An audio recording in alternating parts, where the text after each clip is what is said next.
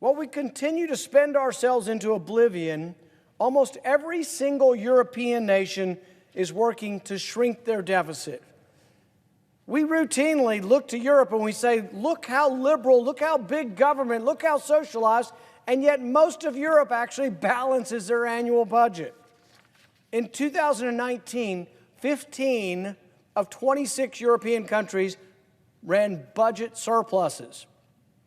Another 8 European countries ran deficits of less than 3% of their GDP, while here in the U.S., in that same year, our deficit exceeded 6% of GDP. Europe is a glaring example that fiscal responsibility is possible. It's not a pipe dream. In fact, if we just cut our spending to what we spent in 2019, just 3 years ago, we would actually have a balanced budget today. Instead, we have jumped from a deficit that was 6% of our GDP to a deficit that is 12% of our GDP. We are adding debt at an alarming rate. We are adding debt at a greater pace than we ever have in the history of our country.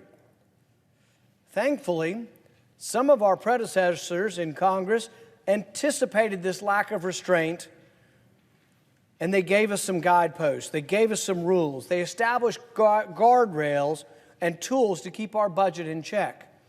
For example, there is a rule called the Statutory Pay-Go Act, or PAYGO for short.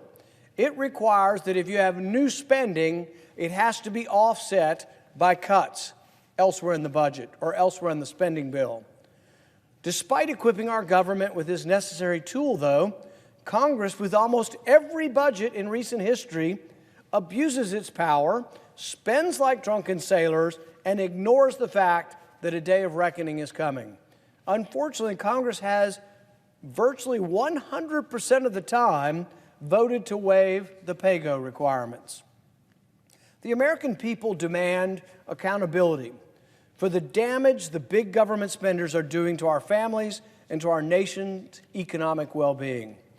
I will not allow my colleagues to escape accountability by hiding behind 4,000 pages of legislative text.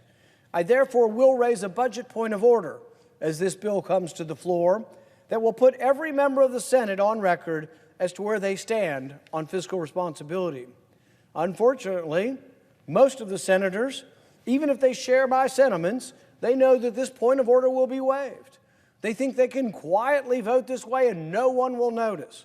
Well, when American voters finally notice that people here are saying one thing at home and doing another, are promising balancing budgets and promising that deficits do matter, and then come up here and vote the opposite way, one day the American electorate will wake up and vote these hypocrites out.